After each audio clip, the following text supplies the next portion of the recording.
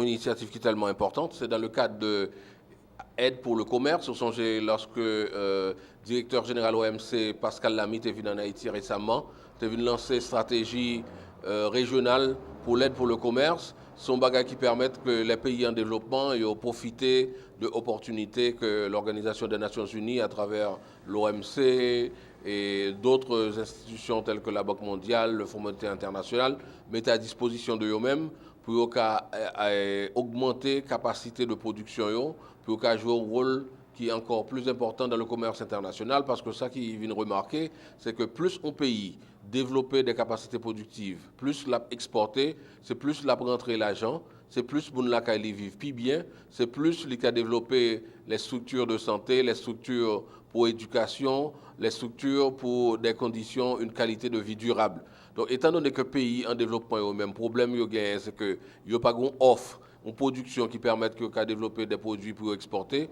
Et le programme, ça lui-même, il visé pour le permettre de réunir une capacité pour exporter. Alors, deuxième facteur qui est très important dans le programme Aide pour le commerce et études diagnostiques sur l'intégration du commerce, c'est que études ça permettent d'identifier toute contrainte qui empêchait que Haïti lui-même développer des produits pour l'exportation et l'a souligné toute opportunité côté pays à gagner qui a la chance pour les travail pour les cas exporter à destination des marchés extérieurs. Troisième bagage c'est que le programme ça a cas d'intégrer renforcé et avec études ça, lui permettent que le gouvernement haïtien et fédérer l'ensemble des efforts de toute institution qui est concernée par le commerce et par le développement pour au lieu chaque affond bagage séparé dans route payo, tout le monde a mis ensemble, il y a un programme que tout le monde a apprécié, a approuvé par consensus qui permet que tout COB qui est disponible y aller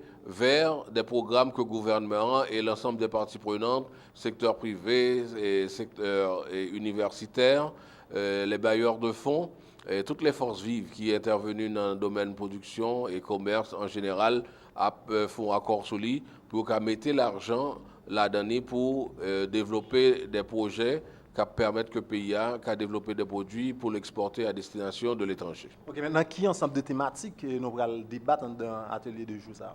Alors, en atelier ça, comme vous voyez, thématique dans le débat, nous gagnons plusieurs ateliers. Nous gagnons plusieurs sous-groupes qui le travail sur secteur que nous identifions qui permettent que Haïti dégager des possibilités d'échange, c'est-à-dire des possibilités d'exportation vers les marchés extérieurs. Nous gagnons d'abord l'agroalimentaire, nous gagnons les agrumes, nous gagnons d'autres produits et fruits et légumes que Haïti lui-même a exporté vers les marchés extérieurs. Ça, c'est la première thématique là, l'agroalimentaire et les possibilités d'exportation de fruits et légumes. Nous gagnons l'autre domaine prioritaire, un autre secteur prioritaire qui c'est le secteur de l'habillement et des textiles. Et nous avons gagné l'autre sous-groupe de travail sur lui-même. Nous avons gagné le tourisme et les produits hors tourisme, et qui a fait l'objet aussi d'un sous-groupe de travail. Nous avons gagné encore les mines, qui a gagné un groupe de travail sur lui. Nous avons gagné le secteur culturel et les produits culturels. Nous avons gagné un sous-groupe de travail qui a chita sur lui. Et puis, bon, récemment, même si c'est un thème qui fait partie intégrante de l'atelier, mais gagné des groupes, par exemple, l'Association des architectes et ingénieurs haïtiens, qui t'a proposé que tu inclus dans le secteur prioritaire la construction, comme Haïti gagne des agrégats et d'autres peut-être matières premières que le cas développé pour exporter à destination des petites îles de la Caraïbe. Ok, maintenant, qui public nous viser dans l'atelier ça? Qui nous inviter? Est-ce qu'il y a deux participants qui ont sorti à l'étranger? Est-ce que c'est des hommes d'affaires haïtiens seulement? Comment? Alors oui, il y a la communauté de bailleurs. Alors le CIR lui-même, le cadre intégré renforcé, le grand gouvernement mondial qui est à travers l'OMC, le GFAS, qui c'est le gestionnaire du fonds spécial, du fonds d'affectation spéciale. Nous avons des gens qui sont à l'étranger, qui sont dans un fonds d'affectation spéciale. Et là, et nous avons une banque mondiale que nous avons confié études diagnostiques, élaboration études diagnostiques sur l'intégration du commerce au Cap-là. Et nous avons sur le plan local l'ensemble des donateurs, des bailleurs de fonds que nous avons invités Cap-là dans le programme. Nous avons l'ensemble du secteur privé des affaires Cap-là, nous avons le secteur universitaire, nous avons les institutions du gouvernement et eux-mêmes qui sont intervenus dans le commerce et le développement.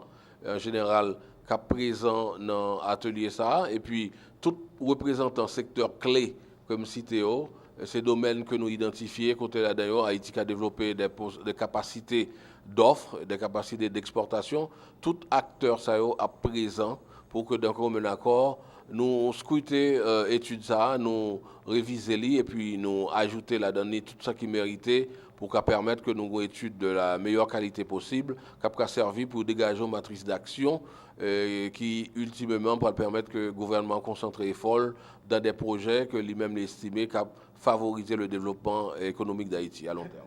C'est bon étude en plus, puisque nous connaissons au niveau du ministère, nous gagnons assez. Est-ce que c'est bon en plus qu'a fait là? Pas seulement au niveau du ministère et au niveau du pays. Et Haïti gagnait chargé d'études parce que même sujet qu'on étudie 10-15 fois certaines fois. Mais ça, tant qu'on nous dit, ça sont études fédératrices. C'est-à-dire études ça lui-même les ramasser et essence toute l'autre étude qui fait pour si nous pour nous joindre une base, un cadre côté tout le monde, tout acteur net qui a réuni. Au lieu, tant qu'on dit, chaque 50 000 acteurs a fait 50 000 études, il a mis en œuvre 50 000 petits projets que l'on mettait ensemble, pas un impact vraiment sur la réalité pays, sur la transformation économique et industrielle pays. Alors, lui-même, importance éthique là, et ça qui différencie de toute l'autre étude qui existait déjà sur l'autre sujet, c'est que lui-même, il mettait toutes ressources, l'autre étude ensemble, pour lui-même lui dégager, on voit que tout acteur a rejoint nos consensus solide et puis pour nous dire voilà la direction que nous estimons qu'il y a bon pour le développement économique et industriel d'Haïti et puis tout acteur, bailleur de fonds, secteur privé, gouvernement, secteur universitaire et tout l'autre acteur qui est intéressé a dit oui, c'est sur ça nous mettons d'accord, tout effort et toute ressource, l'argent que nous gagnons a dirigé vers le projet ça parce que c'est eux même nous estimer qu'à Haïti on l'autre route pour mettre nous l'autre niveau qui pour permettre que l'exporter et que le créer richesse pour commencer à résoudre problèmes de précarité séculaire que habitants nous vivent là-dedans.